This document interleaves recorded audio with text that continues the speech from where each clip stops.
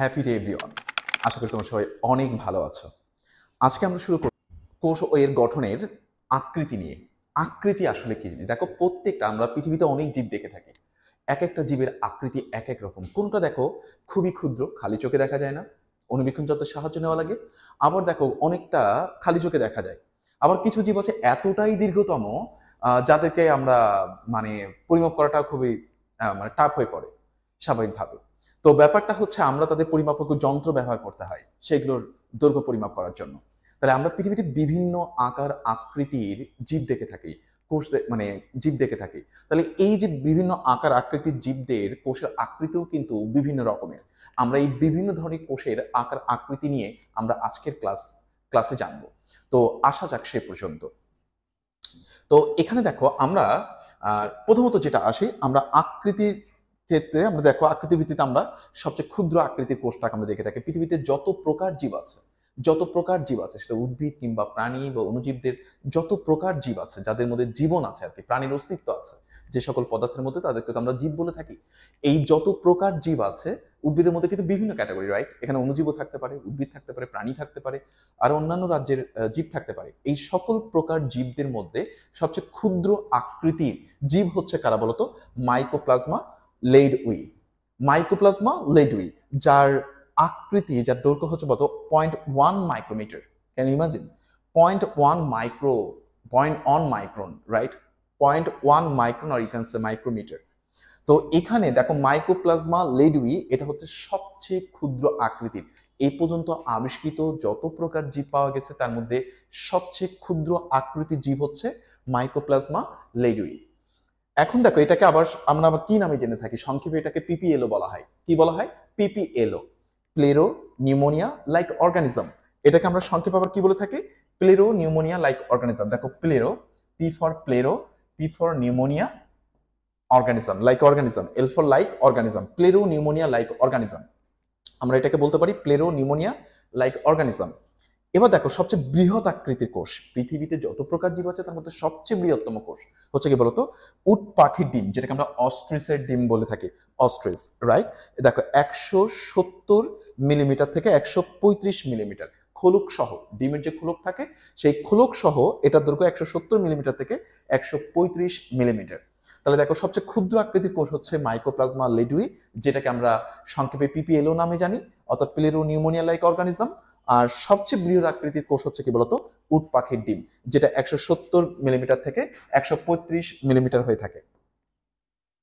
এবার আসি আমরা আমরা তো আকৃতিতে জানলাম, তাই না? একটা ক্ষুদ্রতম আর একটা বৃহত্তম আকৃতিতে আমরা জানলাম। এবার দেখো আমরা জানবো দীর্ঘতম কোষ। দীর্ঘতম নদীর কথা শুনেছো তোমরা, তাই না? দীর্ঘতম উদ্ভিদের কথা শুনেছো, দীর্ঘতম প্রাণীর কথা শুনেছো, তাই না? তো এবার আমরা জানবো দীর্ঘতম কোষ। তাহলে দীর্ঘতম কোষের মধ্যে উদ্ভিদ কোষ এবং প্রাণী কোষ আমরা দুইটাই একটু দেখবো। তাহলে দীর্ঘতম উদ্ভিদ কোষ হচ্ছে কি বলতো? বহিমেরিয়া নিভিয়া। দেখো এখানে বহিমেরিয়া নিভিয়া আর ফ্লেম তন্তু কোষ। ফ্লেম, তোমরা যারা পড়েছো জাইলেম ফ্লেম পড়েছো, দুইটা পরিবহন টিস্যু। এই ফ্লেম যে পরিবহন টিস্যুটার মধ্যে দেখো কোনটা? বহিমেরিয়া নিভিয়ার। তাহলে বহিমেরিয়া নিভিয়া, এটা হচ্ছে এর ফ্লেম টিস্যুটা, এই প্রজাতির ফ্লেম টিস্যুটা, এই উদ্ভিদের ফ্লেম টিস্যুটা হচ্ছে সবচেয়ে বড়, তোমার হচ্ছে সবচেয়ে দীর্ঘতম কোষ। আর প্রাণী কোষের মধ্যে হচ্ছে আমাদের নিউরন, মানুষের মোটর স্নায়ু বা নিউরন, যেটা দৈর্ঘ্য হচ্ছে কত বলতো? প্রায় 1 মিটার। আর এটা কত বলতো? 5 থেকে 10 সেন্টিমিটার এই ফ্লেম টিস্যুর দৈর্ঘ্য। তাহলে ফ্লেম টিস্যুর মানে ফ্লেম কোষের দৈর্ঘ্যটা হচ্ছে কি বলতো? সবচেয়ে বেশি। তাহলে ফ্লেম টিস্যু, কার ফ্লেম কোষ? বইমেরিয়া নিভিয়া। তাহলে বইমেরিয়া নিভিয়ার হচ্ছে কোষ সবচেয়ে তোমার বড় হয়ে থাকে। এবার আসি আমরা বৃহত্তম। আমরা আকৃতিতে ক্ষুদ্রতম, বৃহত্তম জানলাম। এবার আমরা জানবো বৃহত্তম উদ্ভিদ কোষ আর বৃহত্তম প্রাণী কোষ কোনটা। তো এখানে দেখো বৃহত্তম উদ্ভিদ কোষ হচ্ছে কি বলতো? অ্যাসিটাবুলেরিয়া। অ্যাসিটাবুলেরিয়া হচ্ছে সবচেয়ে বৃহত্তম উদ্ভিদ কোষ। অ্যাসিটাবুলেরিয়া, যার দৈর্ঘ্য হচ্ছে কত? 5 থেকে 10 সেন্টিমিটার। 5 থেকে 10 সেন্টিমিটার। এবং প্রাণীকোষ হচ্ছে কি বলতো? বৃহত্তম প্রাণীকোষ হচ্ছে কি বলতো? উট পাখির ডিম। তাহলে খুব সহজে মনে রাখবো অ্যাসিটাবুলেরিয়া। অ্যাসিটাবুলেরিয়া হচ্ছে কি বলতো? সবচেয়ে বৃহত্তম কোষ, উদ্ভিদের বৃহত্তম উদ্ভিদ কোষ। তাহলে সবচেয়ে বৃহত্তম উদ্ভিদ কোষ হচ্ছে কি? অ্যাসিটাবুলেরিয়া। আর সবচেয়ে বৃহত্তম প্রাণী কোষ হচ্ছে কি বলতো? উট পাখির ডিম। এবার আসি আমরা মানব দেহের কথাটা জানলাম, আমরা তো বিভিন্ন জীবের মধ্যে জানলাম, আমরা একটু আমাদের নিজেদের সম্পর্কে জানি। তো উই আর হিউম্যান বিইংস। তো আমাদের এই মানব দেহের মধ্যে সবচেয়ে ক্ষুদ্রতম কোষ কোনটা এবং বৃহত্তম কোষ কোনটা? মানব দেহের ক্ষুদ্রতম কোষটা হচ্ছে শুক্রাণু, সিমেন। এই সিমেনের দৈর্ঘ্যটা হচ্ছে কি বলতো 4 মাইক্রন, মাইক্রো 4 মাইক্রন অথবা মাইক্রোমিটার, মিলিমাইক্রন। এখানে দেখো 4 মিলিমাইক্রন। এখানে কি দেখো শুক্রাণু মস্তকের দৈর্ঘ্য, শুক্রাণুর যে মস্তক আছে তোমরা জানো যে শুক্রাণুর মস্তকের 90% হচ্ছে কি বলতো নিউক্লিয়াস, 90% হচ্ছে নিউক্লিয়াস। এই শুক্রাণুর মস্তক, এই মস্তকের দৈর্ঘ্যটা হচ্ছে কি বলতো 4 মিলিমাইক্রন, 4 মিলিমাইক্রন। এবার আমরা আসি এখানে যে ডিম্বাণু, তাহলে সবচেয়ে বৃহত্তম আকৃতির কোষ হচ্ছে দেখো কি বলতো ডিম্বাণু, যার গড় ব্যাস হচ্ছে কত 140 মাইক্রোমিটার বা মাইক্রন। তাহলে ডিম্বাণু হচ্ছে কি মানব দেহের যে ডিম্বাণু হচ্ছে কি বৃহত্তম কোষ, তাহলে মানব ডিম্বাণু হচ্ছে বৃহত্তম কোষ, আর ক্ষুদ্রতম কোষ হচ্ছে কি বলতো মানব শুক্রাণু।